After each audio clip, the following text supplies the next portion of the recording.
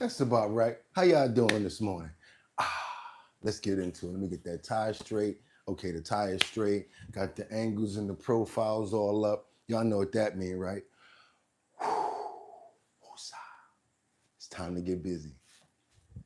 But of course, we gotta wait for such and such. I see you, Mark. I see you, Rebecca. Liberty. Make sure y'all chime in again because there's a lot of y'all. Gonzalez. We also got Mother Funkin' Bone up in the building. Woo-sa! I can't wait to get into it because guess what? Gave us another day to do that. So guess what we're going to do now? Bling, bling, bling. Time to start the show. Bling, bling, bling. I'm ready to go. Bling, bling, bling. Are you ready to go? Bling, bling, bling. They ready, you know. Bling, bling, bling. Time to start the show. Bling, bling, bling. Our bottom line. Bling, bling, bling. It's time to start the line. Bling, bling, bling. Come on now, it's time. Time.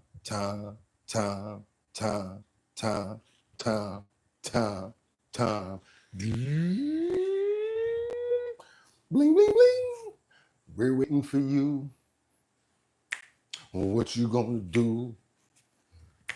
You know we coming through. I guess you want people to come in the building, right? You want people to come in the building, right?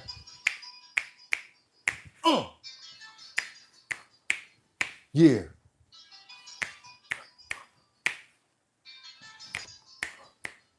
And woo, that's right. I gotta get those cold fingertips working on that forehead. That's right, because that's a big forehead right there. We got a lot of coverage to put in. Y'all know why I'm amped up, because boom. Boom. I want to rock right now. I'm Rob Bass and I came to get down. I'm not internationally known, but I'm known to my microphone because I get stupid. I mean outrageous. Stay away from me if you're contagious. Y'all know why I'm open. Right. If, pump that beat. It's Tuesday, August 5th. That's right, y'all. It's 2025. I'm your host, Bugatti NYC, and this here's our bottom line where we be talking about this and that and that and this and this and that and that, where we be talking about this and that and that and this and this and that. Just got me lit. Yeah, y'all. We made it another day. Tuesday, August the 5th, 2025. Y'all could have went anywhere, but the fact of the matter that you came here to chill with me, I really appreciate you guys. We're going to get into it today. We got a fully loaded clip. I'm ready to stack that deck and earn these likes and those. Hope for more memberships. Might even get a super chat or two. That's right, you guys. I hope y'all had a fantastic evening. I did. So I had to get up, tap my head and everything like that so I could wake up real good. Guess what?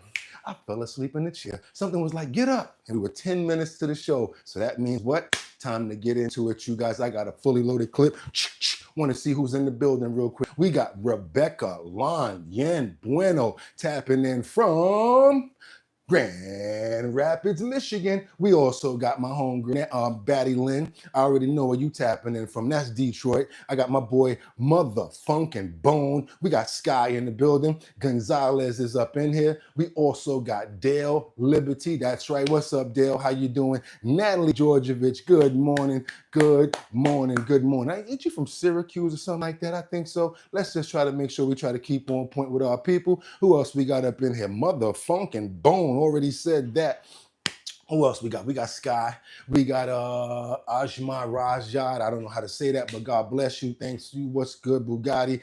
Tapping in from Clayton, California. Thank you so much, because we ready to go. I see you guys ready to go. I know what you guys want to do. So guess what? I got 5 on it. I'm going to stack that deck and get you guys that information. We're going to do 5 at a time because we got too much. And then, yes, you know what we're going to do. We're going to get into what you guys are really here for. But let's get the other news out the way first. Respectfully, do your boy a favor. Let's try to stay on topic because it's Tuesday, y'all. He gave us another day to get it right. So guess what? That's what we gonna do. And guess what? Fully loaded clip, and let's get into these titles. That's right, you guys. This morning, it's your boy Bugatti NYC. Welcome to Our Bottom Line. And without any further ado, let's do what we normally do. We have Trump. Epstein stole workers from Mar-a-Lago. Yes, you guys see the photo in the back there. And as you can see up there, you have one of the people that he was suspected of hijacking as far as worker when it comes down to that. And that would be Virginia Dufresne. We're going to keep on moving forward, you guys. Secondly, we have female athletes walk off the field in protest of trans players allowed to compete. Yes, it's still going in a couple of states, you guys. Still going on in a couple of states where we got these bloatitious people that still feel like they can keep on competing, and the government and in their states are letting them do so. So guess what? In protest, we have a lot of young athletic women that are saying, you know what? We don't want you to compete. And how are we going to do it? We're just walking off. We're just walking off. We're not playing around. I thought that was a fantastic point. I think that's going to be heard after a while, because if there's nobody to compete, it's not going to work. So how about everybody walk off? And now who are you going to compete against? Nobody. They'll get it right then. Let's keep on moving forward, you guys, because last but not least, we've got Gordon Chang, who stresses the U.S. in the need to play hardball with China. That's right, you guys. We've been dealing with these tariffs for a long time. I'm tired of it. I know you guys are tired of it. We're ready to get this budget balanced. We're ready to do all of these deals that we need to get done. I'm tired of the supermarket fluctuating up and down. I want to see a bag of potato chips go back down to a reasonable price. That's right, you guys. I just want it to be fair for all of us. And with that being said, I got work to do. It's time to stack this deck and get you guys video, because I got too much. Instead of me sitting here talking, I need to get you guys some information. So what we're going to do is we're going to get this gaffle that we have from President Trump yesterday. We didn't get the other side of it. He had no more press interviews. So we're going to stack this deck and get these people up in here so that we can get this show going. Good morning, everybody. Let's get the rest of this interview. And she did fantastic. You know, The Five was the #1 show, et cetera, et cetera. Jeanine Pirro was also really good at that. But her real love is exactly what she's doing. And that's what made her such a success in show business. So Jeanine Pirro is going to be amazing. And I'll swear her in as soon as we can swear her in. We need her. She's going to be amazing. Mr. President, are you happy with how the Rose Garden turned out? And will you have some kind of event for the Rose Garden? Are you happy with how it turned out? Yeah, we're getting great reviews of the Rose Garden. And we had to do it. As an example, when we had a press conference, you'd sink it. So it's going to fix. I remember this happening. It would take 3, 4, 5 days for it to dry out, and we couldn't use it for really the intended purpose. So whether they had events or they had news conferences, we couldn't use it. And it's a beautiful white stone, and it's a stone that's the same color as the White House itself.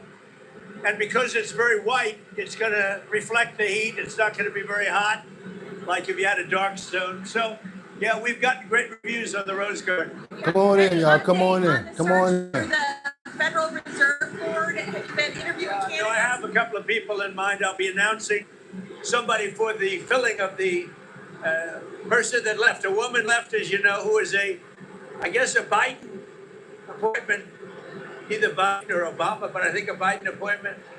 And she left early, and I think she left because she agreed with me on interest rates, and yet they were on the other side of the ballpark, right? So I'll be announcing that probably over the next couple of days. Mr. President, one more on tariffs here. As you continue to, pile up these trade deals, are you kind of gaining more leverage over countries that haven't come out with it? Yeah, I'm not looking for leverage. I'm looking for fairness. We want reciprocal as much as possible. Sometimes reciprocal would be too much for them to handle because it would be a much bigger number. But we want to see some reciprocity. We want to see reciprocal wherever we can. And all I can say is this: our country will be taking in hundreds of billions of dollars. You just said it already. We're taking in, billions and billions of dollars. And It was very unfair. The world treated us very unfair. But the next big move is going to be the price of drugs. Because you can buy something in London or in Germany, someplace in Germany or many countries where it's 1/10, 1/3, 1/4, or sometimes 1/10 the price of what it costs to buy it in New York or some other place. All right, you guys, we're gonna keep it going. Wanted to get something out on what we have not heard already. Check this out, you guys. I know, there's a lot of talk about Epstein right now. That's all everybody wants to hear about. Until those files come out, there's not going to be any new news. Sad part about that is there's a whole lot of other stuff going on that's a little bit more important, not more, but because of what happened with the people, don't get me wrong, but with our country, our economy, in different categories that are not being paid attention to because people are laser focused on Epstein. We got to keep on looking forward to other situations that's happening. Case in point, Russiagate. We got some revelations and investigations into Trump's Russia conspiracy. These are allegations that have been happening, but they got a lot of information to substantiate these allegations. These things like this that are going on is huge, but again, it's being overshadowed due to the Epstein files. That's why I also think that they need to go ahead and release them because, people are just so focused on Epstein, they're not paying attention to anything else. We start today's show with some big breaking news. We're going to go straight to Fox News correspondent David Spunt for the details. David. Well, Will, good to be with you. This is coming out of the Justice Department. Fox News can confirm that Attorney General Pam Bondi today signed an order directing an unnamed U.S. federal prosecutor to take evidence to a grand jury relating to an alleged conspiracy to tie then 2016 candidate Donald Trump to the country of Russia. Now, Fox News reviewed the one-page order just hours ago signed by the Attorney General. A source familiar with the probe confirms this as well, while a DOJ spokesperson declined to comment on this report of an investigation. Fox is told Attorney General Bondi is taking the referrals from Director of National Intelligence Tulsi Gabbard, quote, very seriously. The spokesperson says that Bondi believes there is, quote, clear cause for deep concern, end quote, and a need for the next steps. Now, this move, Will, comes just a couple of weeks after the Director of National Intelligence, you see her right there, Tulsi Gabbard, sent a criminal referral to the Justice Department regarding what she says proves there was a conspiracy to undermine Trump's candidacy and later his first term in office. Now, to be clear today, there are no charges that have been filed, no indictments. This is incredibly early in the process. What we have here is taking evidence the Justice Department believes it has to a grand jury to secure an eventual indictment or indictments. We don't know. Keep on going, you guys, because now we got to go to the steel company who's basically talking about what's happening, how his company is coming together. Yes, we do different aspects. We go from politics. Sometimes we'll go straight to the ground where somebody's working because we're doing news. Let's get current news going on. We got a steel company CEO that makes some shocking revelations that the media is kind of missing the point of what's happening here. Let's go into this, y'all. More countries are expected to negotiate trade deals this week ahead of President Trump's Thursday deadline for steep reciprocal tariff increases. So far, a handful of nations have secured trade agreements with the Trump administration, including last week's major deal with the European Union. This is exciting news for Steel CEO Drew Greenblatt, who joins us now. Drew, it's great to have you here. So our viewers understand, I first met you in 2016, visited your plant in Baltimore where you're making steel baskets, asked you, who did you like, Clinton or Trump? At that time, you said you hoped Trump would be a man about deregulation. Fast forward to where we are now, as you see things, obviously had good news and bad news when it comes to the economy. Last week, there was, of course, the GDP grew by 3%, but then there was a lackluster jobs report. How do you see all of this playing out with the trade deals happening with the tariffs? So we're very excited, very optimistic about the future. This is going to be a great time for American factory workers. What's happening is that we're having an opportunity with the new policies for factories in Germany, factory owners in Japan, in England. They're saying, you know what, we got to rethink this. We have high taxes where we are. We have very expensive energy where we are. And now when we ship to our biggest client in the world, America, there's this new 15% tariff. Right. So this is crazy. We're not going to build in Europe anymore. We're not going to build in Japan anymore. We're going to put that factory in America. And when they do that, they're going to hire local American workers. These factory workers are going to get job opportunities. And then the local box company is going to provide them boxes. The local pallet company is going to provide them pallets. Marlin Steel will make them baskets. It's going to be a fabulous time for American factory workers. Are you sitting on the sidelines in terms of hiring? No, we're hiring. We're very optimistic about the future. We're buying equipment. We're hiring talent. We have factories in Indiana, Michigan, and Baltimore. We're growing in each of the three, and we're leaning in. We're buying equipment. We're excited about the future. This is a reindustrialization of America. You guys remember the other day, we showed you somebody else that was going in the other direction with business. That shows you how things fluctuate. One side of business may be doing bad, the other side may be doing good. So we kind of caught up right now. We need to finalize with China. That's what I think.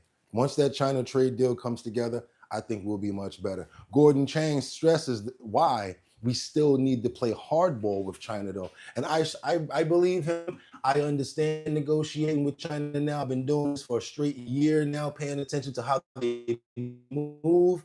You don't keep your foot on their neck. They're not gonna do anything that you want them to do. And they're very sneaky. Hope you guys are watching because we know what's going on, China. Let's keep on going. U.S. Trade Representative Jamieson Greer said the U.S. could push China's deadline for a trade deal past the August 12th deadline, following the administration's very positive conversations with China. If a deal is not reached, tariffs on China could snap back up to above 80%. Damn. Here is what Greer told Maria on Friday about the U.S. wanting healthy trade with China. Tariffs on China right now, all in, are about 55%, which, for us is a good deal, right? They've been a very challenging actor on trade for a long time. We're going to trade with China. We want to have a good, healthy trade relationship with China, but there are certainly problems we have to correct for. In the future, if we have some other kind of deal or modification with China, obviously, we'd want to talk to the president and make sure he agrees with that. But I would envision something that is much more balanced, much more open to the U.S. and protects our industries here at home. I think you can find a spot where you can have all of those things. Obviously, the Chinese have to agree to that and be part of that. Maybe they want to, maybe they don't. But, President Xi and President Trump, they have a good relationship. We are trying to actively have something that's good for American workers and American businesses. But it certainly takes two to, agree to that kind of setup. Joining me now, Gaystone Institute senior fellow Gordon Chang. Gordon, good morning, and so great to have you on set. A lot to talk about with you this morning. First, we might be pushing the August 12th deadline. Your reaction? We shouldn't be doing that. We just heard from the Wall Street Journal that China is not allowing the export of rare earths to U.S. defense contractors. That's a violation of China's May 12th agreement with us when they agreed to reverse the April 2nd retaliatory measures. He pays attention to every single thing that they do. That's one thing I like about him. So China's violating its deal with us. So the question is, why are we talking to China about this? Why don't we just impose those 600% tariffs or something, which we should? We shouldn't be selling the H20 NVIDIA chip to China because that was part of the quid pro quo. Right. They sell us rare earths, we give them the H20. See? They're not giving us the rare earths, so why are we giving them the NVIDIA chip? Yeah, we've had 3 rounds of talks now with the Chinese. This is Scott Bassett, of course, and Jamieson Greer. And the fact that Jamieson Greer made a comment about, well, we're about 50% halfway done, means that this is a very slow conversation with the Chinese. By the way, let's pull this up. This is the exclusive reporting from the Wall Street Journal this morning. China is choking supply of critical minerals to Western defense companies. Article says that Beijing's tightened controls are a sign of the leverage it has over the U.S. military supply chain. The Journal writes this.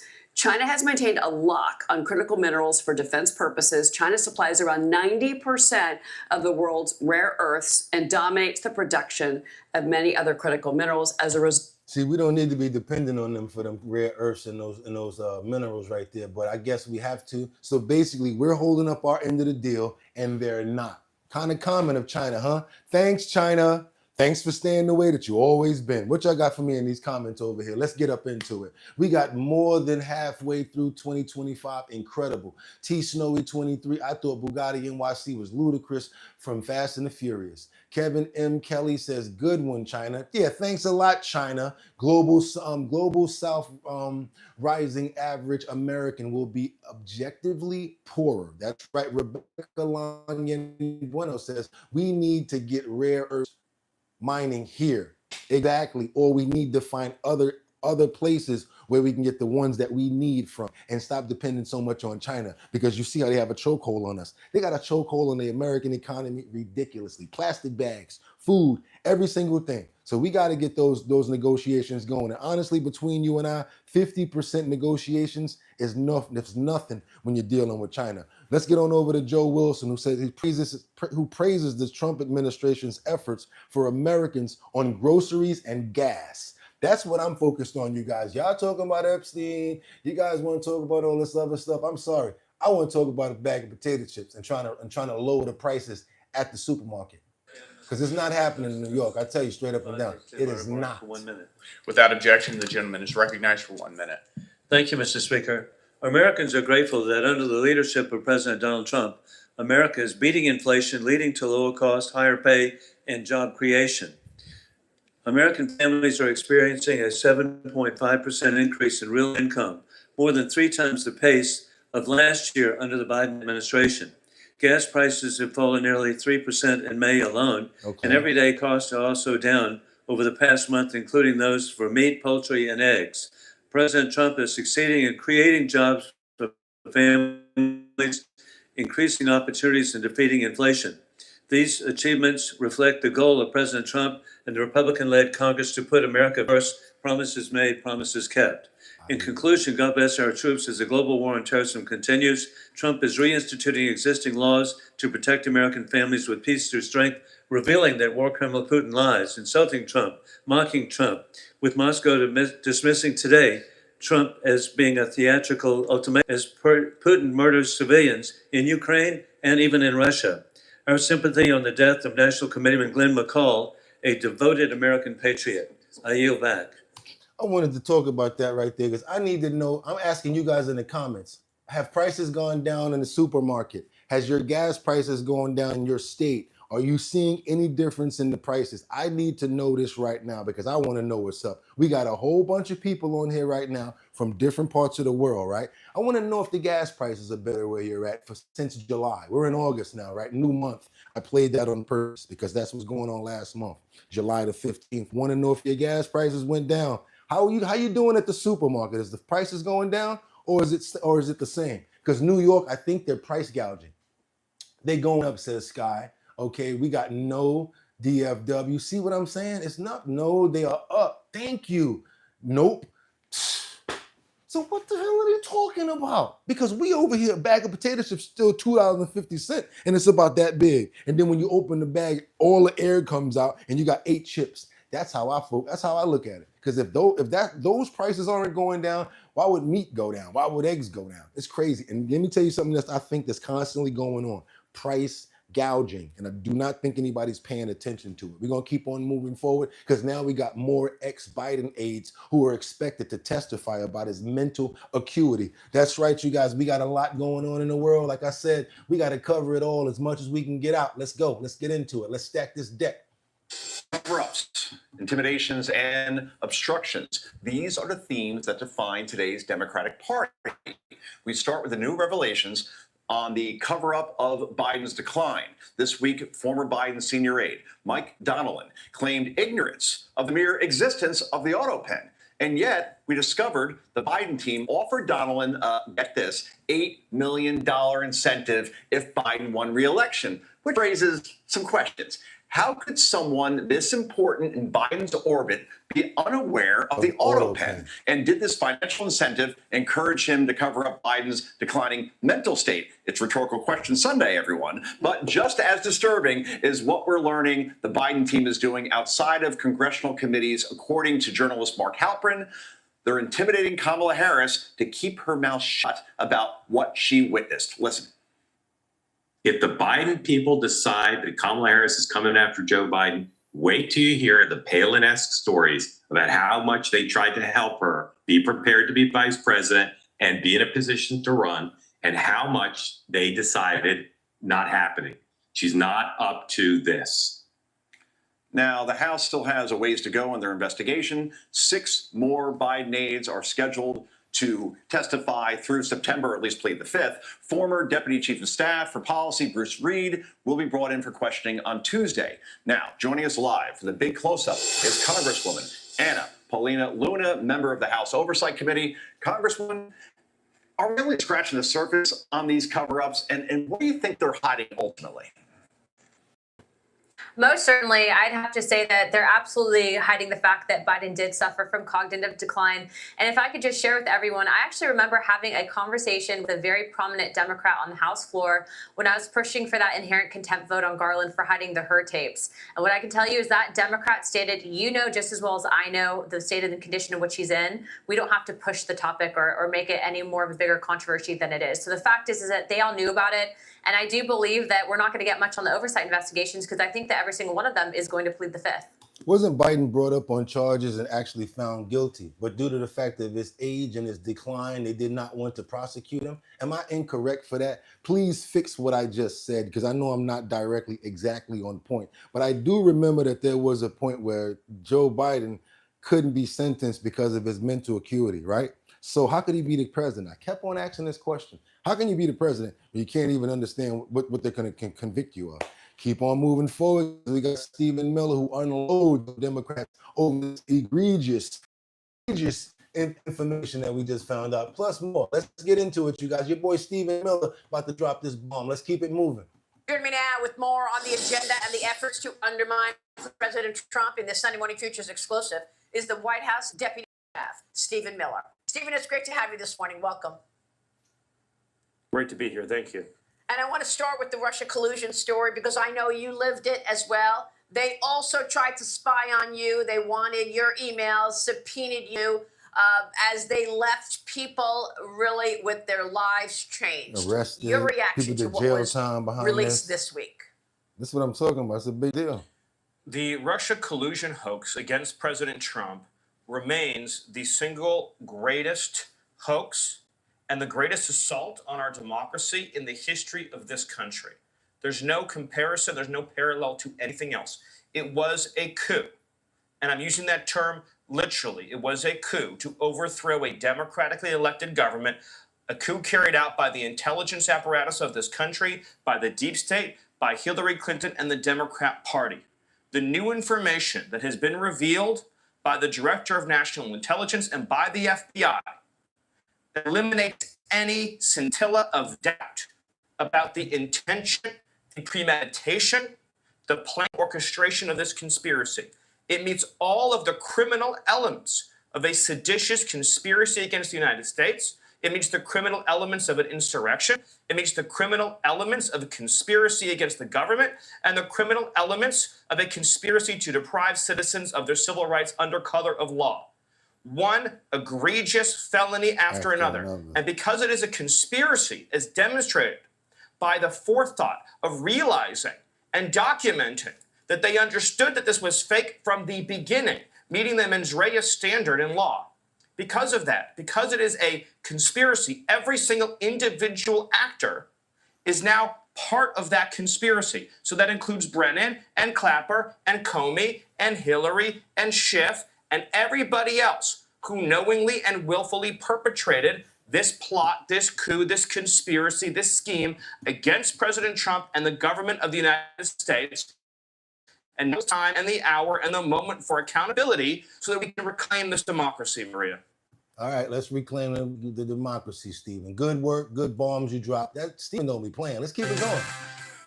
Donald Trump, whether by design or the accident of history, is now a war president.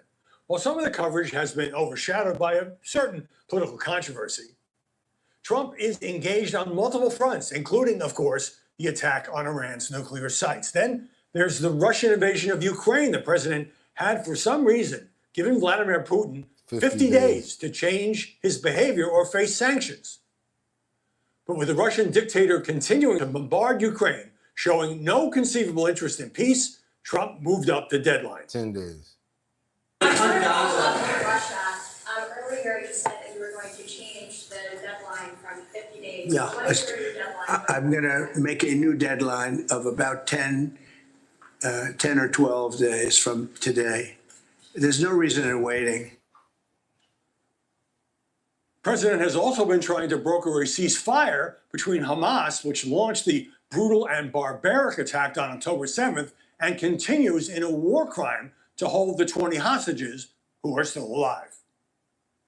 But there is mass starvation in Gaza, terrible. and Trump has broken with Bibi Netanyahu on that mounting humanitarian crisis. Mr. President, Prime Minister Netanyahu said there's no starvation in Gaza. Do you agree with that assessment? I don't know. I mean, based on television, I would say not particularly because children look very hungry. But we're going to be getting some good, strong food. We can save a lot of people. I mean, some of those kids that's real starvation stuff. I see Terrible. it. And you can't fake that. President also spoke to the leaders of Thailand and Cambodia and arranged a ceasefire after deadly fighting had broken out. So some detractors are hardly pleased with the involvement of a president who ran on staying out of wars. But as with George W. Bush after 9/11, which unfortunately led to the quagmire in Iraq, history often chooses the crises to which an American commander-in-chief must respond. And that's where the president finds himself today. I'm Howard Kurtz, and this is Media Buzz. Okay, we didn't cover that war, cover what's going on over there. You guys got a lot more fat on your brains, understand what's happening, what you got for your comments. He's been a fool to say anything else. We've almost in WW3, says Guy. What we got over here? What else you guys got? More on Let the World Live, says Babar. We got another person's good Google scum on Iran. Did the nuclear test if any of you can't read seismic graphs? Don't even make it. Okay, whatever. Let's go on over to Ty Bibi. Tabibi. He opened the Clinton Russiagate plot. We got a little bit more on this Russiagate stuff. Got a little bit more coming up on a couple of other things. I want to make sure that we're covering everything that we're supposed to, not just Epstein. Get him on Substack and everywhere else. His podcast is great. Matt Taibbi. Matt, I'm not saying they should be so nice to Trump. He doesn't walk on water. But can we expect some fairness the second time around? No, absolutely not. I mean, one of the problems is that the press has covered Trump in a way that has left them no ability to cover him objectively without admitting massive previous failures and corruption, specifically with all of the stuff that's come out about Russiagate and some other scandals. Yeah, let's talk about Russiagate. You said in your latest column on Racket News, you said you were reluctant to dive into the so-called conspiracy. What changed for you? Was it something in the Durham Annex and the whistleblowers over the last week? Yeah, I mean, I've been covering this story for 8 years, and I started out just saying something seemed wrong with the reporting, like the sourcing was bad. And I thought it was a story about a thin investigation that wasn't supported well enough. And I was very reluctant to go to this place that this was a conspiracy to cover up something that Hillary Clinton had done. But the Durham report really leaves no doubt anymore that the Clinton campaign had a plan in place to blame Trump on with something related to Russia even before the WikiLeaks stuff came out. So the administration that the investigation that followed was just incidental, and that's pretty well demonstrated by what happened in the report. So basically, they found out the entire Russiagate was a lie. And then what happened was the government then, instead of leaving it alone, they said to themselves, this is how we're going to play this. We're going to try to use this information to make him not become president and get elected. And then even if he wins, we're going to use it afterward to make his credibility look bad. I know you guys don't think that that's a big story. I actually do. Let's go see what Miley got going on. Yeah, Miley Cyrus. You know what this chick was doing? When she was on D-Rugs, you know how she was hiding the purchases from her accountant? Let me show you guys right now. Let's get on to some entertainment news right now. You got any Miley Cyrus fans in the building? Come on, let's get to the front of the stage. We got some kind of informative information that you guys might be interested in seeing. Hearing. She'd be like, where's that like $15,000 original John Lennon t-shirt that you bought? Miley Cyrus is getting honest about the ways she spent her money while reflecting on her nearly 2-decade career on the Every Single Album podcast. The Grammy winner reveals the unique way she hid her, quote, biggest cost while making her 2015 album, Miley Cyrus and Her Dead Pets. The drugs were the biggest The drugs were the biggest cost, Yeah. which to hide those from my accountant, we called them vintage clothes. And so she would get these That checks happens on touring all the of time. thousands Yeah. of dollars worth of vintage clothes. Yeah. And every time she saw me, she'd be like, where's that like $15,000 original John Lennon t-shirt that you bought? It's like, oh, it's upstairs. Would you like some? We just really want to protect it. It's really delicate, the fabric. Gotta take care So I of bought it. a lot of vintage clothes that year. It's amazing. But while drugs played a huge part in her life at the time, the Hannah Montana alum has since been vocal about her sobriety journey, which began in 2019, explaining during an Apple Music interview in May. And I've learned this about myself over the years. The sobriety is like, you know, that's like my God. Like I need it. I live for it. I mean, it's changed my entire life. And when I saw you, when you came to my psychedelic house that was painted black in like, you know, hidden hills where everything is like, you know, all white homes and equestrian. And like, then I painted mine black and rainbow and, you know, I no longer live there. But I was happy you came and saw me in that space. And I was thinking about it a lot today as I was on my way here because I was so close to who's sitting here right now, you know, but there was just like life kind of, it had more to teach me. And although she is, quote, not proud of her stumbles, she is grateful for where they brought her in her journey. Good story. Good. Like now that she's still alive, she's healthy, still doing what she wants to do. And I thought that was so funny about the vintage clothing. Hey, where is that John Lennon shirt that you said you spent $15,000 for? Actually, it's up my nose. Woo, we got to get on over to Brooklyn right now because somebody got pow in front of a lounge in East Flatbush. Come on. You know, Kathy Hochul is still doing her thing, has us with the lowest amount of police coverage in the state. Let's go. Let's get it. Come on. Some breaking news right now. East Flatbush, Brooklyn, where 3 people were shot. Newscopter 7's John Del Giorno is over the scene with more. John. And good morning, Pedro. First live pictures here from Newscopter 7. This is the intersection of Farragut Road and Utica Avenue, where 3 people were shot outside of this lounge earlier this morning.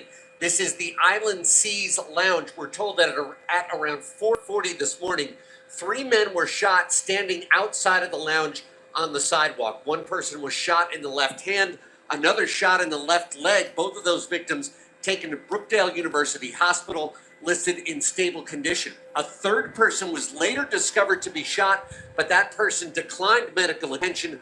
No arrests have been made. You can see police are on the scene conducting an investigation. No motive for the shooting at this hour. We're live. Other day, you and I were watching a video about Faison Love. He was going to court. He was standing in front of the judge and they were talking about what's happening, what's going to go on. We never had a chance to actually see the actual incident that happened. I want you guys to see this because he really ragdolled this guy right here. This is Faison Love. Y'all know what I'm talking about. Big Perm, Big Worm from Friday. Faison Love. That's right, you guys. Basically got into an altercation at the airport. And what happened? Matter of fact, let them tell. Let's go. Let's get into it. This is what airport surveillance cameras caught. Faison Love grabbing the valet, throwing him to the ground, throwing him into the desk, and then back to the ground. Jesus Christ. As Faison left the jail, he was asked what he would say to the valet. Watch your mouth, boy. While a camera right in front of the valet kiosk caught all of the action, we're still not sure exactly what was said that sparked this whole incident. Faison's attorney told the judge some words were exchanged. He explained Faison's car had been parked there for a couple months as he traveled to different gigs. He was coming back to his home here in Columbus. He was innocent. He was just basically simply trying to get his car.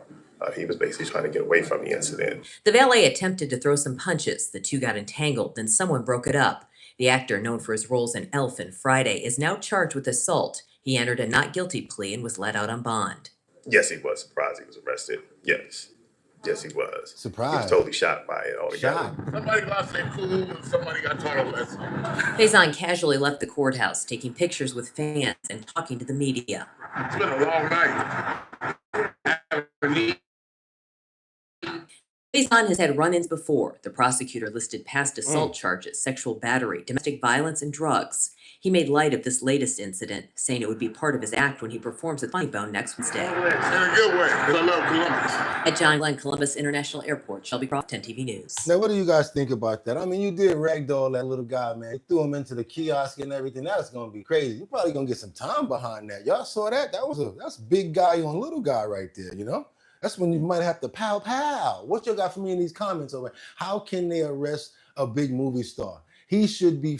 The man came back to try to fight when it was over, so he asked for it. Damn, that's years ago. Easy, let's keep on going. But that's how he got the time, you slickster, trying to act like I don't know what I'm doing. I'm doing this for a reason. Because the other day, he went to court for this slickster, trying to say that was years ago. I see you, Mickey. Don't try to call me out with your glove over there. Come on now. Stay in tune. Let's keep on going now. We got the disgraced Theos. What's her name? The one that stole that money, Elizabeth, she's jogging at Club Fed. So not only do we have Ghislaine Maxwell, who's arrested and locked up inside of Club Fed, there's not only one person at that facility, there's other people too. There's the disgraced Theranos founder, Elizabeth Holmes. They spotted her jogging at Club Fed in the Texas prison that Ghislaine is staying at. Check this out. You guys remember her, right?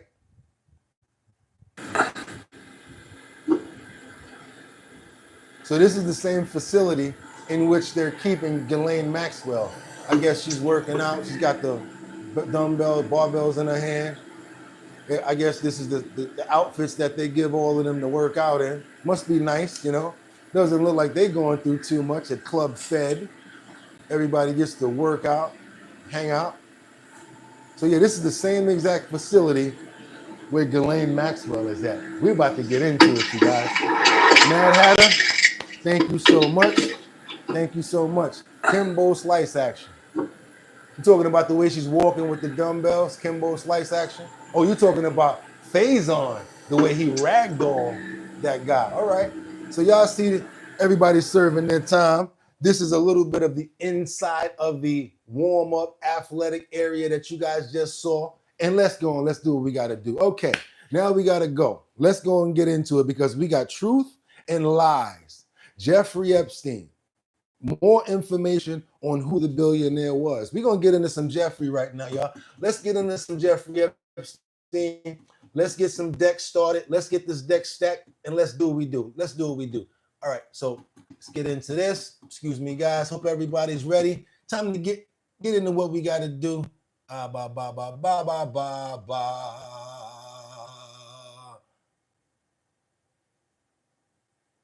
Yeah, let's go.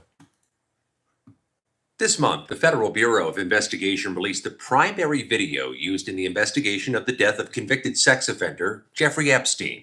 Deputy Director of the FBI, Dan Bongino, described that video on Fox and Friends just weeks before its release. There's video that when you look at the video, and we will release, that's what's taken a while on this, we are working on cleaning it up to make sure you have an enhanced, and we're going to give the original so you don't think there were any shenanigans. You're going to see there's no one there but him. There's video clear as day. He's the only person in there and the only person coming out. You can see it. We showed this video to multiple video forensics experts who agreed what the FBI and others have said is simply not true. Let's go. That video and other evidence led to the conclusion by the government that Epstein's death on August 10th, 2019 was suicide. An analysis in consultation with video forensic experts suggests multiple inconsistencies between statements from government officials, including Bongino, a report from the Department of Justice's Office of the Inspector General into Epstein's death released in 2023, and the tape itself. These inconsistencies, while not contradicting the conclusion Epstein died by suicide, do introduce questions that the government so far has declined to answer. We'll show you those in a moment. First, let's break this all down. Epstein was held at the Metropolitan Correctional Center in Lower Manhattan, in a unit separate from the general population known as the Special Housing Unit, or SHU.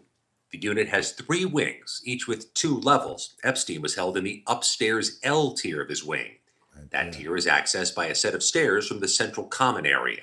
Directly adjacent to those stairs is the officers' station, where on-duty corrections officers spend most of their time. The Inspector General report says several cameras in the unit were streaming a live feed to a remote location in the prison, but no one was watching them. Yeah. Malfunctioning equipment meant only one camera recorded the general area. That camera captured part of the common area, including the officer's station and a sliver of the staircase leading to Epstein's cell. Watch this The part. footage begins 7:40 p.m. the night before Epstein's death. You can see staff and inmates moving about, preparing for the nightly lockdown. That's the officer's station in the background. Only 2 employees have been publicly identified. Tova Noel, a corrections officer doing a double shift that began at 4 p.m., and Michael Thomas, a materials handler who won't arrive until midnight. Epstein is seen for the first and only time on camera at 7:49 p.m. when the Department of Justice said he was escorted to his cell from another wing of the unit. It's important to note here, you don't actually see Epstein ascend the stairwell to his cell block. Remember what Dan Bongino said. There's video clear as day. He's the only person in there and the only person coming out. You can see it. Let's zoom in and play that again in slow motion. Sliver. Here's the sliver of stairs. Epstein is here with his escort, and they walk off screen. When the FBI released the video, they said anyone entering or attempting to enter the tier where Epstein's cell was located from the common area would have been captured by this footage. But with the primary entrance here, the pathway from the entrance to the stairs is completely out of view of the camera. For the next hour or so, corrections officers and inmates are seen moving about, preparing for all prisoners to be locked down. At 8:21, another inmate is seen being escorted toward the stairs leading to Epstein's cell area. No movement is detected on the stairs again. By 8:24, all of the inmates appear to have been taken to their cells. Noel told the Inspector General she visited Epstein's cell at about 10 p.m. You can see her head in that direction here, albeit closer to 10:30, but not climb the stairs. Now watch this. The rules require rounds to be made every 30 minutes, but according to the report, this was the only time anyone checked on the inmates that night. There was even a sign printed on orange paper posted on the guard station saying mandatory rounds must be conducted every 30 minutes on Epstein, as per God. This was because of concerns about his risk for suicide. At 10:38 p.m., the report says someone, probably Noel, carries a bundle of bedding or clothing up the stairs. It's a rare instance the video does catch movement on the stairs, but barely. Let's see that zoomed in and in slow motion again. Several of the video forensic experts we spoke with were skeptical about the report's conclusion and thought that the video could be showing an inmate walking up the stairs. Authorities say this was the last time anyone approached his cell block until his body was discovered the next morning. Again, while the video does not contradict that, experts who viewed the video say the limited field of view makes it impossible to definitively conclude that no one used those stairs in that time period.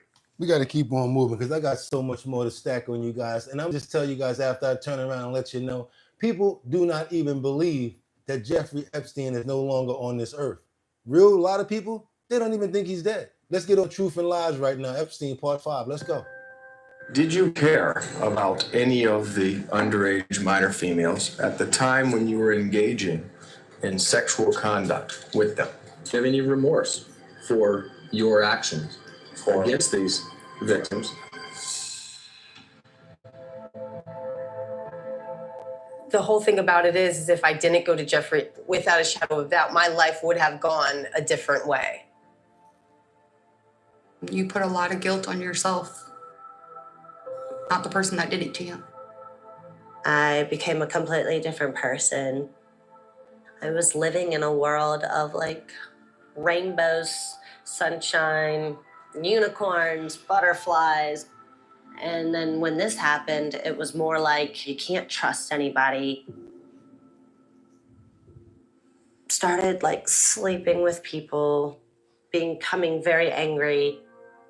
I was gonna be the one that used people and made them feel like. Because they have no direction and you've been taken advantage of. Look how young they are. The potential, like this, the type of stuff that they put on them, they will never be able to regain their lives. These women are lucky to still be alive. These women, we don't know about the rest of them. And Virginia, who's no longer with us. She started to change quite a bit. It's very emotional, throwing a lot of temper tantrums. We're thinking, okay, well, she's a teenage girl. She's 16, you know, It's just a phase she's going through. A lot of times what girls will choose to think is, this is my fault. And so I'm not going to tell anyone. I don't want to be blamed. So I'll keep it to myself and I'll have all of this shame. I didn't say anything to anybody except my best friend for a year until the police showed up at my door. And I was thinking, oh my God, I cannot believe that somebody knows. So at that point, I had to go and tell my mom what happened. Things in the past started making a lot more sense. As a mother, you feel like, why couldn't you protect her? Why didn't she tell me? Could you state your name for the record, please? I've listened to the recording of me talking to the detectives. Went down to my vagina. My God. I could hear how little I was and how, afraid. I felt really bad for a girl. All right. During the course of the investigation, the Palm Beach police documented interviews with about 24 potential victims and witnesses. This is who we need to be getting in contact with. Investigating a case. I believe that you have information on Jeff Epstein. Okay. The Palm Beach police, as they're going through their investigation, they find there's like a network going through these schools of victims being recruited. After the school knows about it. After the school knew about it. All of the victims had basically the same story of what they were asked to do and what they did and what happened. Did he offer you more money to do more things? Yeah. $100 more just to take Michelle. $20 for a minute. That's a lot for people. You don't make him $6 an hour. But people that something else. I don't want to hear no more of that. Talking about close your eyes and then we could think about doing something else. That was a creep and he was doing it for a long time, you guys. We got to keep on stacking this deck. Woo, that was crazy right there. Lord, y'all do me a favor, double tap that screen if y'all appreciate the content that we're getting, because we have some more accusers that's getting directly at Jeffrey Epstein and basically talking about they're sharing their stories of the R word for the first time with this guy. My gosh, I was 14 years old. Like, what the hell do you know when you're that young? My gosh, I was 14 years old. Like, what the hell do you know when you're that young? Jennifer Arose grew up in New York with dreams of becoming a Broadway actress. She was thrilled when she was accepted to a performing arts high school in the city. And it was outside that school back in 2001, she says, a woman first approached her. She was definitely trying to get to know me. Trying to find out, where I was from, where I grew up, who I lived with. Arose says the woman kept showing up, talking to her, sometimes offering to buy her lunch or a soda. The first time she brought up the name Jeffrey Epstein, how did she describe him to you? He was just a great guy. He's just saying, he's helped me. I've struggled. She was similar to me. Did she say he could help you with your career? That was a big part of it. And when you think of her now, you used the phrase, you said the recruiter. You felt like she was for looking sure. for someone for him. 100%. Arose says the recruiter brought her to Epstein's townhouse, just blocks from the school. When you first met him, what did you think? What did he say? Very nice. He's saying that, he's heard a lot about me. The recruiter was talking such nice things. Arose says she was served wine in Epstein's kitchen and they talked. When she left, she says she was given $300 and was repeatedly invited back. The secretary would contact me and say, are you free? Can you come by? Epstein would like to see you. She became familiar with the eccentricities inside Epstein's home. There was a lot of artwork that had insinuated nudity with women. And I remember suggestive? Very suggestive. We had a bathtub that was kind of opened and there was prosthetic breasts that he could play with while he was taking a bath. She's a freak. I guess. It was very odd. This is And crazy. the painting that was literally right the massage table would be here and this painting would be right here. And it was a very pretty naked woman and he used to always say that I look like her.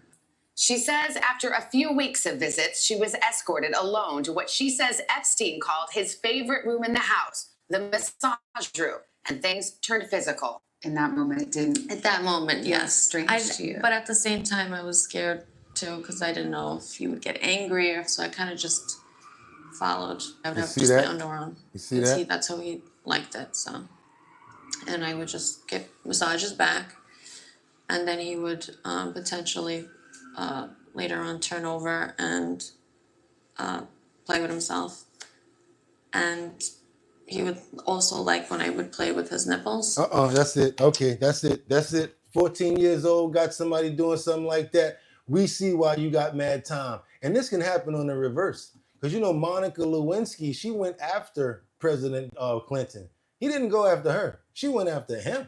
You know that, right? So don't think that this was a situation that I mean, she probably was infatuated because young women are, but that doesn't mean that the president was actually right for dealing with her. Come on, y'all, let's go. Let's get into this real quick. Come out. Bill had to cover his ass. I'm going into credibility right now. I'm going into credibility right now because we stacking this deck. Let's go. We stacking this deck right now. We got to get this credibility out. We're talking about this credibility, right? Opening up about a painful and very public episode in his life, that relationship with Monica Lewinsky. Paula Ferris is here with more on this revealing interview. It is part of a new documentary about Hillary Clinton. Good morning, Paula. Good morning to you. Good morning, everybody. This docuseries, which premiered at Sundance, it features never-before-seen footage from the 2016 campaign trail and Bill Clinton speaking possibly as candid as ever about the scandal that and his family. Nobody thinks I'm taking a risk. That's not why people do stupid things. This morning, former President Bill Clinton opening up about one of the most infamous scandals in presidential history. I feel terrible about the fact that Monica Lewinsky's life was defined by it, unfairly, I think. You know, over the years, I've watched her trying to get a normal life back again. But you got to decide how to define normal. Documentary series centered on his wife, Hillary Clinton. The former president says the pressure of life and politics, in part, led to his affair with then White House intern Monica Lewinsky. So now, this is what I'm talking about as far as the credibility of yourself, Bill Clinton. That's what I'm trying to say. Can we trust your credibility? First, you said you didn't do nothing. I did not have sex with that woman. I did not have any sex with that woman. Well, all right. So let's keep on going, you guys, because now we got to get on over to the convicted offender, Jeffrey Epstein, who lost his life in 2019. But there's so much controversy around the case that it continues. We're going to keep on stacking this deck because Bill's going to come back in this part again.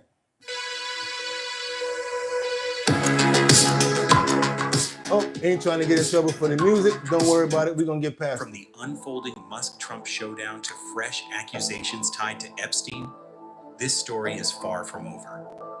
Among those whose names have appeared are Bill Clinton, Prince Andrew, and Sir Richard Branson, all allegedly involved in sexual activities with underage girls, sometimes even videotaped. What connection did these wealthy and powerful individuals have with Epstein? Who was Epstein really? A psychopathic pervert or an intelligence asset? This is The Explainer. Born into a poor Jewish family in New York in 1953, Epstein failed to graduate from any college. Despite this, he managed to secure a job in 1974 at the prestigious Dalton College as a teacher, thanks to former U.S. Attorney General William Barr's father, Donald Barr. Entering into business relations with American Jewish businessman Stephen Hoffenberg in 1981, and Leslie Wexner in 1990, who was accused of being involved in sex trafficking as well, Epstein allegedly amassed millions through a Ponzi scheme. His business expanded, involving many influential figures, including U.S. President Donald Trump. Epstein acquired several properties in New York, Florida, New Mexico, Paris, and an island in the Caribbean. Was he only a swindler? No. He was operating a horrific pedophile sex trafficking ring at the same time. Have you ever seen her for prostitution in the Virgin Islands? I've been with the Fifth Amendment right. Epstein also paid certain victims to recruit additional girls to be similarly abused. This allowed Epstein to create an ever-expanding web of new victims. The two preceding videos I showed you where the interviewer was talking about the person that approached them at the school, the reason I wanted you guys to see that is because that was Ghislaine. The person that approached that young 14-year-old girl and groomed her to go back to Jeffrey Epstein's mansion in New York, that was Ghislaine Maxwell. I want you guys to dwell on that when you're thinking about should she get a pardon, because time has gone by and because these old stories are not as prevalent. All we know about is what's going on now. But when you dig and talk to the accusers and the people that actually were involved in the situation, you would think just like me, Ghislaine, she need to stay locked up and don't let her out. Hell with putting her at a nicer place, somewhere that's cooler for her. She needs to stay inside jail, period. And I mean that. We got some more information because this former employer who they just brought up said that Jeffrey Epstein worked for. This is some of the corruption that Jeffrey Epstein wound up doing. What did he do? He got his employer connected with some sort of illegal business. He hid over $100 million offshore, turned state's evidence against his employer. His employer got 18 years. And then, of course, he couldn't do anything to Jeffrey while he was arrested. So now he's finally coming out and talking about this situation. This right here is Jeffrey Epstein's former lawyer. And he's talking about Jeffrey Epstein, his former employer, who he stole $100 million from. Could it be that President Trump, like many people around Ghislaine Maxwell, who knew Ghislaine Maxwell, including her close friend, think that she may also have been a victim of Jeffrey Epstein, caught in his orbit and unable to leave? Well, that is a ridiculous Thank you. and outrageous point that should not be given any merit, because Ghislaine Maxwell is equal to Jeffrey Epstein in what occurred in the criminal misconduct for the $1 billion that is now available to be seized, and for the victim's tragedy. Ghislaine Maxwell is not a victim. Thank you. Ghislaine Maxwell is somebody terribly involved in this case. And she must realize that her role is now to talk truthfully and straighten out her life. I believe she's in emotional shock. Yeah, you say that you have first-hand information on her personal, emotional, physical well-being in jail, and up-to-date information. I'm not going to ask you where you get that from because I know it might compromise your sources, but what have you heard? She's in shock emotionally. She can't believe what's happening to her. The custody housing is horrible because the change of her lifestyle is so dramatic for her that she's now being held in a very small prison cell 24 hours a day in paper clothing. She's being videoed around the clock. She's being guarded around the clock by staff. She's being moved into a different cell regularly, probably every day or This is every before other the day, transfer. in order to reduce the risk on her life. She really has to be put into witness custody housing right now. Otherwise, her life is definitely at risk. There's no question that her life is at risk. We got to keep on moving, y'all. We got to keep on moving. Do me a favor, double tap that like button. Let everybody know what we got going on over here. We still got some direct foot in this person. This is Ghislaine before she turned into the monster that they saying that she is.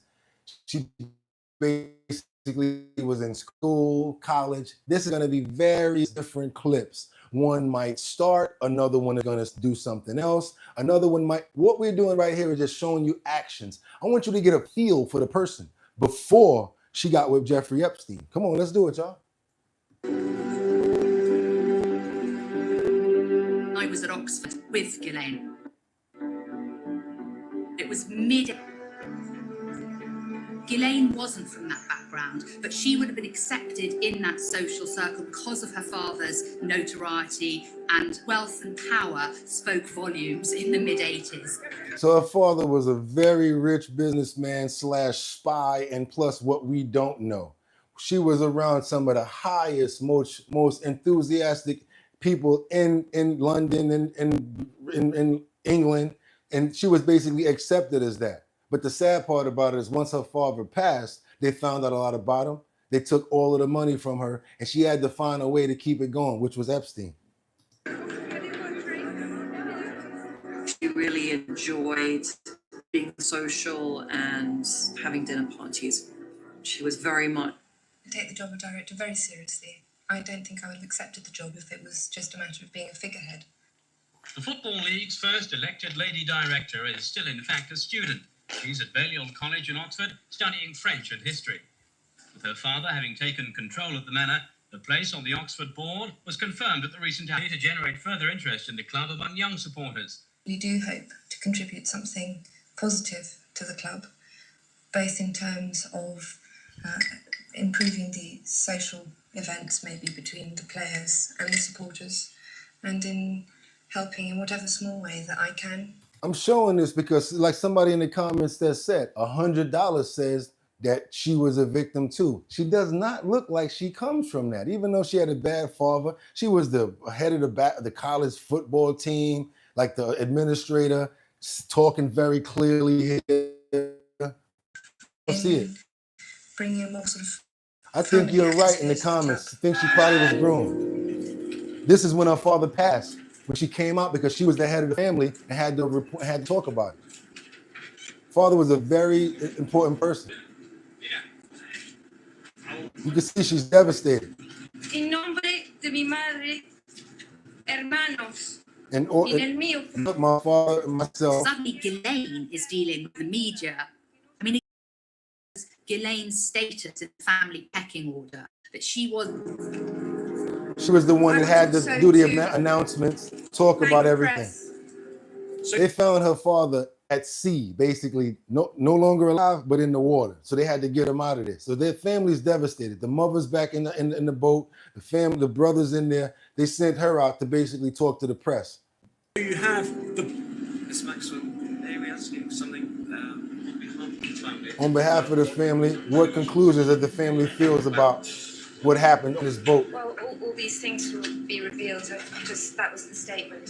Thank you very much. Thank you. There was suspicion and dealings. A lot of people hated him. He would have picked up a lot of enemies along the way. You know, this is not possible. He would never have done that. He's a fighter. He's a totally born fighter. That's her mother saying he wouldn't have committed suicide. That's the funeral. As you can see, they're devastated. Ghislaine Maxwell joined her mother and elder brother Philip aboard the yacht, along with senior police officers and translators. After this, she had to find a benefactor, you guys. You can see her mother was there. She talked about her husband saying that she doesn't feel like he actually took his own life because he's not that type of person. So what do you guys think? Do you think that Ghislaine was a victim first, and then she started to get, a part of, that what they say is hurt people hurt people. And as you can see, the preceding video had another person that was groomed. And what did she say? She said that she wanted to find people that she could overpower, that she could dominate. So it seemed like the same sort of thing. It's like the only sort of defensive mechanism when you got something tragic like that happens against you, because it feels like you have no help. It's sad that they were so young and they felt as if they could not go to their parents or their family members about this situation right here. Let's get into this situation right here with Prince Andrew. We basically have Crystal, a cigar. Epstein's documents are unsealed. We got Bill Clinton here, we got Prince Andrew, and we got more. Some breaking news this morning. Late last night, some of the Epstein documents were unsealed by a judge. Now, these documents in particular stem from a deposition given by Virginia Giuffre, who is a high-profile accuser of Jeffrey Epstein and of Ghislaine Maxwell. Many of you might remember her from her accusations against Prince Andrew, and she's a highly credible person, witness, and we've seen some of her interviews on camera. She sued Ghislaine Maxwell back in 2015. These documents stem from that, and they show definitively that Ghislaine Maxwell has lied under oath in the court. So why would we think about giving her a pardon? Why would we think about giving her any leniency if she's already proven that she lies and perjures herself? Think, y'all. Or lawyers have blatantly lied. Right. So let's lead off with that very first accusation, or not even accusation, that proof, which is that from that deposition, from that case, this is an email between Jeffrey Epstein and Ghislaine Maxwell, January 21st, 2015. Now, she was not supposed to be contacting Jeffrey Epstein, but she did anyway through an email. This is illegal because they said that they were not supposed to have any contact. Now, her lawyers had already said in her bail memo that 20 days ago, just 20 days ago, she had not communicated with Mr. Epstein in over a decade. So right off the bat, Crystal, blatant lie in the court of law. That's what we already know about. Absolutely. And the details here are pretty chilling too. You have Epstein coaching her. Let's throw that back up. That's what that email is. Right. Coaching her on how to say, you know, that these are all lies and untrue, completely untrue, that she's been smeared, innuendo, slander, defamation, salacious lies, all that stuff. And then he goes on to say, you've done nothing wrong, hold your head up high, go to parties, get over it is basically what he says. So again, the real bombshell here, the fact that the two were very clearly in communication. Yes. And that is inspiring to defeat these charges. Absolutely. And that goes directly against what Maxwell's lawyers have been representing here. But wait, there's so much more. There's some other stuff. And a lot of this was known, but we didn't have the full documents. We knew that Virginia Giuffre had made this accusation. But this one is about Bill Clinton. And again, this is a total bombshell. So let's throw that up there on the screen. And look, according to this interview, Bill Clinton was at Epstein's Island with Epstein, Maxwell, and, quote, 2 young girls. Now, there's no allegation here of sexual impropriety. President Clinton has denied on numerous occasions that He's denied other stuff, huh? Huh? He's denied other stuff.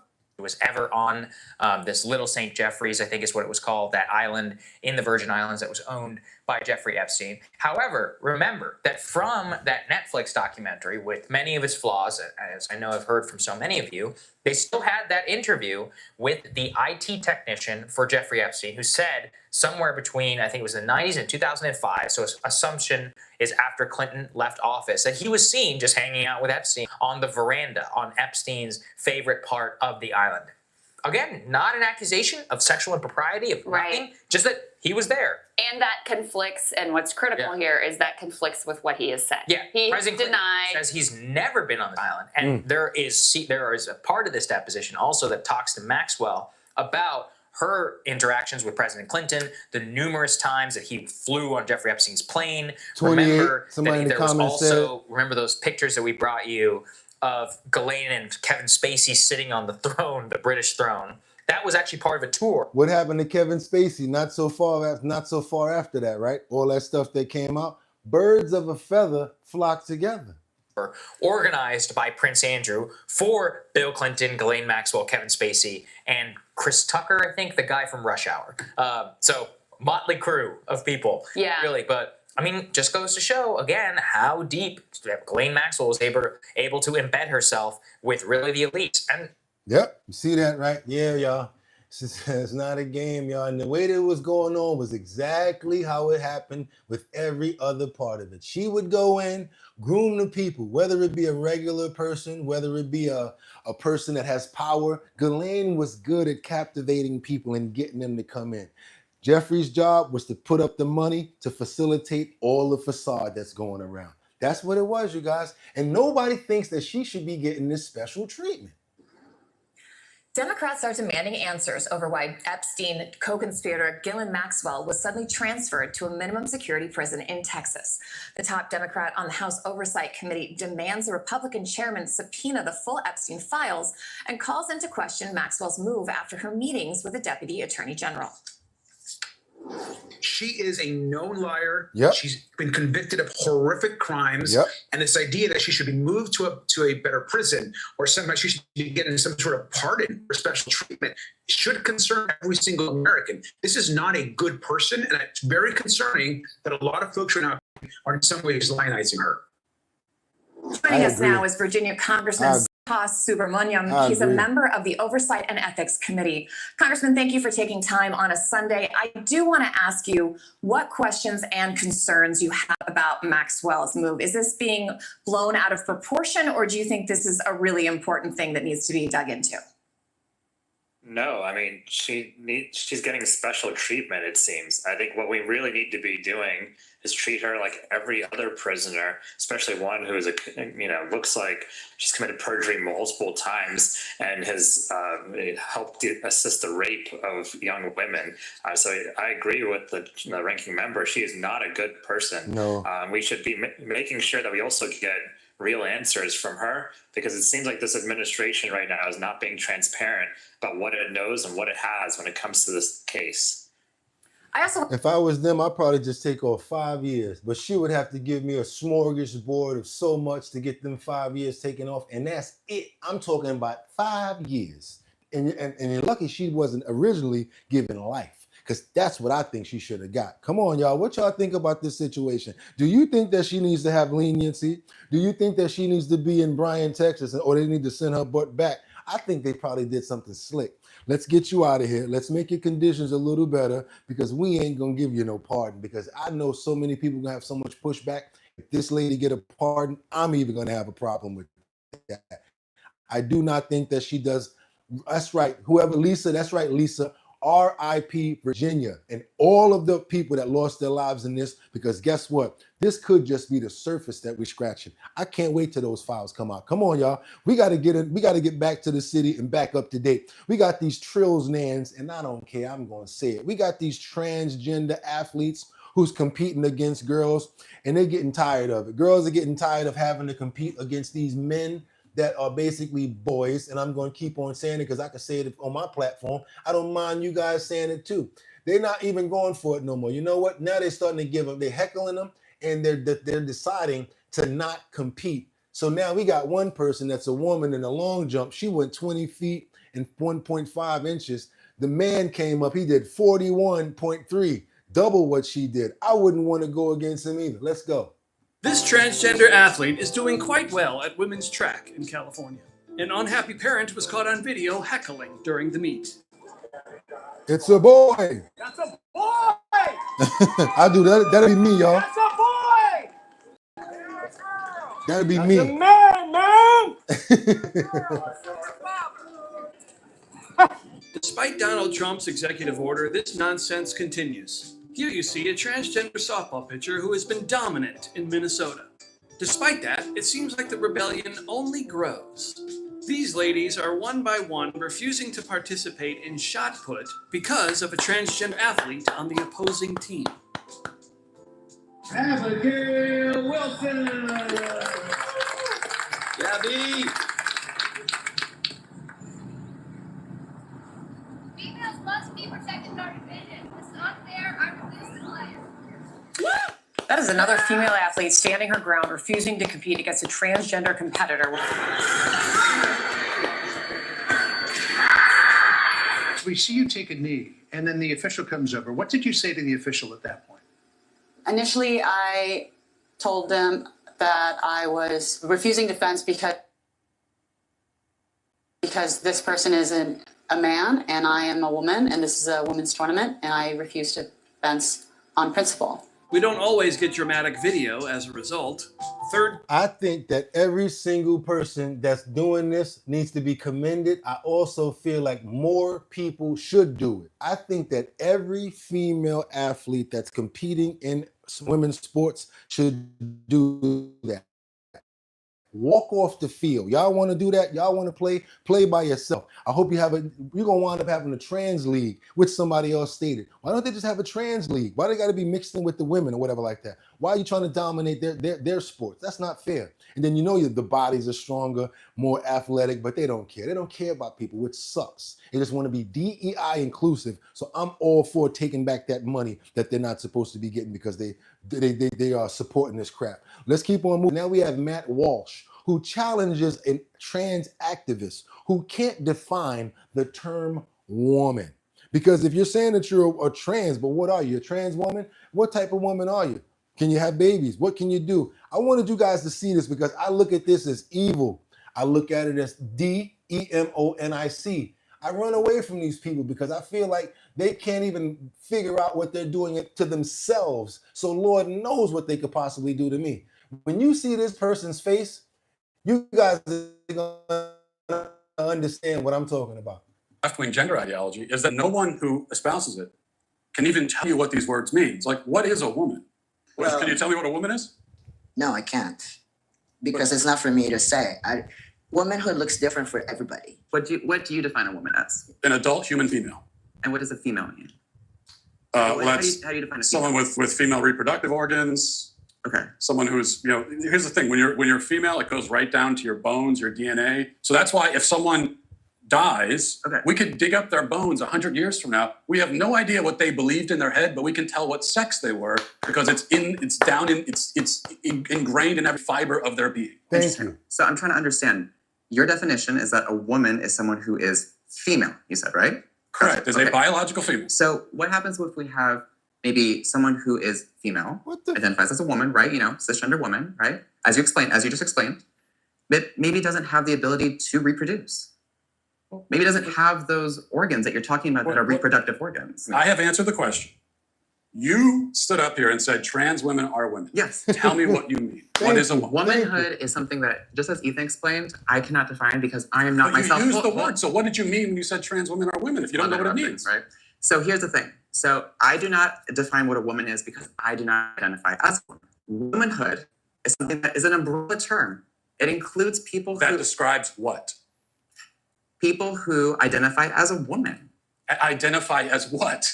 As a woman. What is that? Was to each their own. Each woman, each man, each person is going to have a different relation with their own gender identity and define it differently. And so trans women are women too.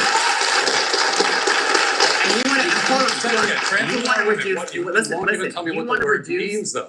reduce women, you want to reduce men down to maybe just their genetics, our genitals, our chromosomes, right? That's what you're saying. What you want to do is appropriate women. You want to appropriate womanhood. Okay. And turn it into basically a costume that can be worn. Thank you. We've got it's real funny. It's real funny. It's real funny when you're should look like. Right. As a man, you're literally saying this is what a woman is. Yeah. Well, isn't that a little sexist?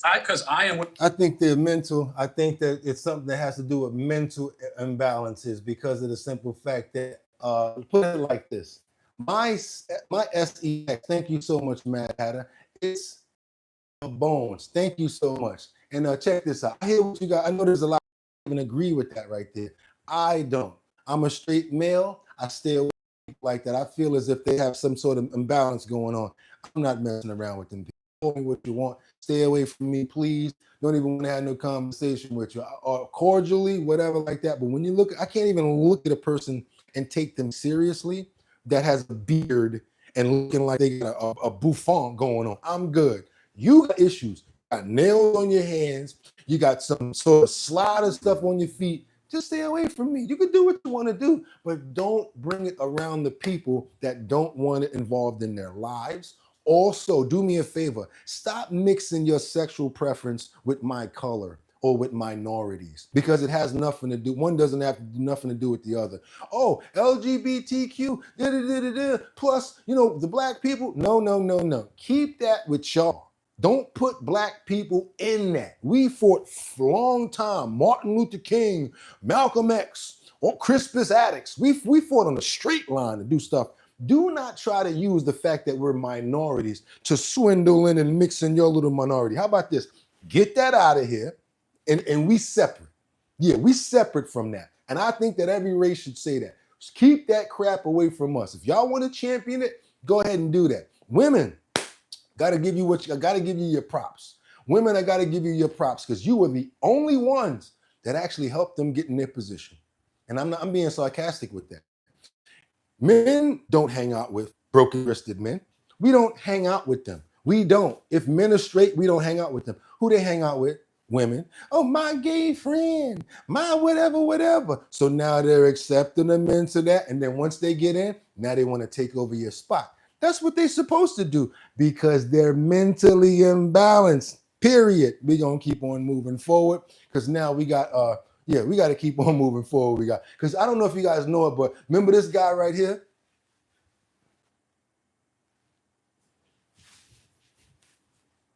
This happened last month. You remember the African guy when all of a sudden people would be doing all of these crazy things and cutting the lemon and turning it out this way or whatever like that, using all these crazy devices, and he'll just walk up and be like this, cut the lemon, open it up, and look at y'all and be like, know what I'm talking about, right? You know that guy, right? Famous TikToker. That's right. Famous TikToker. I think his name is Kobe Lame. He's left the U.S. after being detained by ICE in Las Vegas. This happened last month. I knew about it, didn't know if you guys are going to be interested in it, but I think that I want to bring this up today because, yeah, he was very enthusiastic, a very inspirational person, even helped me out in my career and starting to do, dealing with YouTube. He's no longer in the States. I hope he's going to continue making videos because he should be able to. But yeah, he's been detained by ICE, so he left. He's one of the most followed people on social media, and reports say he was detained by ICE officials in the United States. Kaby Lame is an Italian-Senegalese citizen who became TikTok famous with his videos that mock ridiculous demonstrations people post online.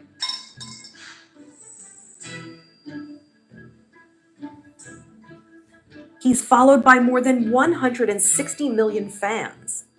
USA Today reports he was detained at an airport in Las Vegas on immigration violations for allegedly overstaying his visa. I like this guy. The report says he arrived in the US on April 30th and attended the Met Gala in New York on May 5th.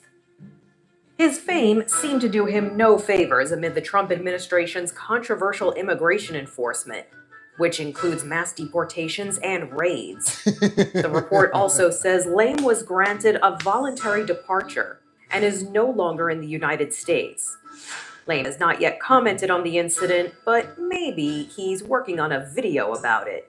For Inside Edition Digital, I'm Mara Montalbano. I thought he was funny. Somebody said that we need to see his movie. He has a movie. If he does, guess what? That's right. I like to laugh. I love comedy. I would support it. I'm going to watch his movie. We got this golden retriever who was caught on camera breaking and entering. Now, you know, Goldie, you're not supposed to be doing this. Look at what this golden retriever did, y'all. I guess he said, you know what?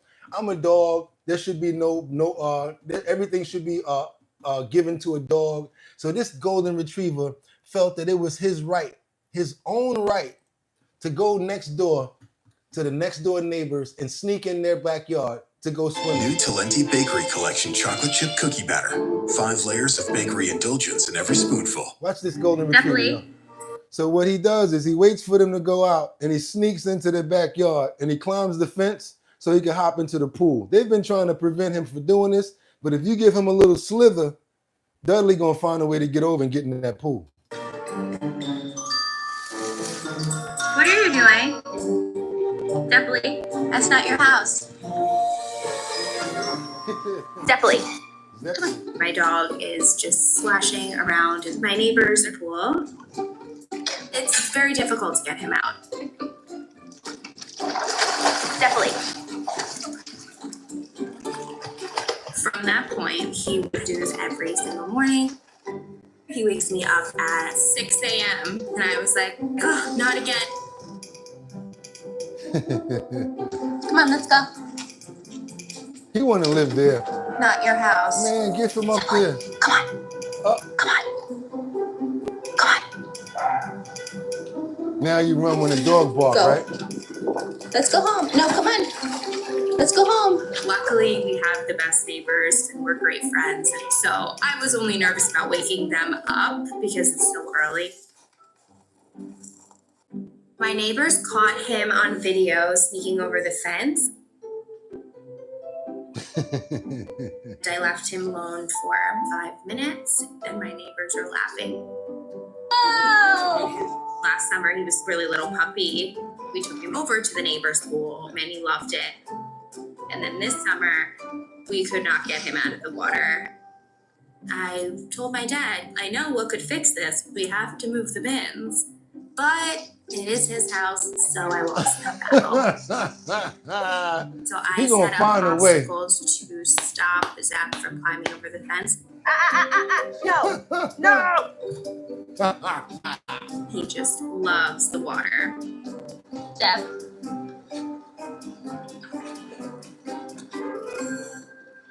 The neighbor's pool is closing in a few weeks. Since it was the end of summer, we should have a send-off. I asked my neighbors if they would be okay if we threw Zep a pool party. Sounds like a great time. We're so excited. Thank you. Bye. I wanted to make the pool party extra fun, so we got a bunch of pool toys. What's that? What's she doing?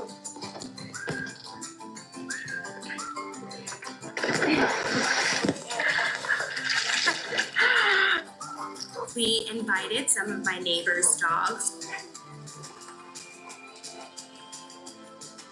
Seeing Zep splashing around, playing with all the toys was super exciting. Zep. All right, y'all. That's what I want to leave you guys on. Good smile. Look at that big smile on his face. Dude. Yes, I'm a dog lover. Yes, I like to make people have a great, fantastic day. So this Tuesday, take all of that beautiful energy. Take that good energy right there from those dogs, the one that was having pure fun. That's right, you guys. We're animal lovers over here, and I want to make sure that I leave you with that sort of energy, you guys. Y'all know what I'm saying, right? Because y'all could have went anywhere. But the fact of the matter that you came here to share with me, I appreciate you. Let me tell you something, you guys, right now. If you got a mobile business, you might be a barber, you could be a detailer. I don't know what you do, but we're trying to help you over here. How are we doing that? We have about 41,000 subscribers now, maybe 42 after we get off and check. If you guys have already subscribed, because we had enough people in here to get another 1,000 subscribers. So let's get that happening right now. Go ahead and subscribe to the channel. Hit that notification bell so that you know when we're on. And what I was trying to say is if you send us your promotions, any sort of advertisements that you may have going on, you might be promoting your business and you want to get it out there, send it over to us at bridgethisllc@gmail.com. Make sure it's in a 1080 by 1080 frame and it's going to fit in our post notification area, you guys. Also, y'all know what we about to do, right? We're looking for another location for the Show Your talent search. That's it right there, you guys. What we're doing is we're doing a 5-borough talent search in New York. We've already done Queens. We've done the Bronx. So we still owe Staten Island, Brooklyn, and Manhattan locations. We're working on those locations. And what happens here is it's the Show Your talent search where you make $250 when you come to the liquor store. The store that I tell you guys to come to, show us your talent. You could sing, you could dance. I don't care if you cook. Whatever you do, come to the store and you could make $250. Hosted by Bugatti NYC. That's me right there, you guys, as well, right? And sponsored by Big Drip Hard Punch. If you want to be a part of the talent show, all you got to do is go over to www.drinkbigdrip.com. What happens is if you win in your borough with the 250, we bring everybody together at a Manhattan location once we get everybody together. And that last person, that's right, you guys see it, can win $1,000. So totally all together, you'll win the 250 from your borough. And if you're the final winner, you'll win $1,000 as well. It's Tuesday, you guys. Be thankful. We made it another day. Drink some water. It's going to be a nice day out there. Don't stress. Problems present opportunities. And as long as God give us another day to push and get it right, well, guess what? That's what we're going to do. That is exactly what we're going to do. Double tap that screen. It's going to be your last chance to get those likes up. If you have not become a member, go ahead and do that. And with that being said, y'all know what tomorrow is. Hump day! And we're going to get it going again, y'all. Thanks for all the compliments on the suit, the 3-piece. I know y'all seen that going down today. I saw everybody in the comments giving compliments, but I want to thank you guys for that as well. You know we got to come here and be sharp, be on point, and give the information correctly. Lastly, just so you guys know, I pray every morning before I start this show. I ask God to give me energy. I ask him to give me engagement. I ask him to make sure that I'm giving you guys as much information that I possibly can. And the last thing I ask God to do is to walk with me as he's always been doing through this entire journey. And I appreciate him and I appreciate every single one of you guys because I could not do it without you. And you're the reason why I wake up every single morning and press that bell, that button at 6 o'clock in the morning. And with that being said, do your boy a favor, double tap that screen, because guess what? Y'all could have went anywhere. But the fact of the matter that you came here to chill with me today, I appreciate you so much, Batty Lynn. I appreciate you so much, Rebecca. I appreciate you so much, Jeremy. I appreciate you, Rebecca, Lon Yen Bueno, Casey, my dog. Ain't gonna forget about you. And with that being said, y'all know where y'all know y'all could have went anywhere, excuse me. But the fact of the matter that you came here to chill with me, I appreciate you. So until tomorrow, get 'em. Peace. One.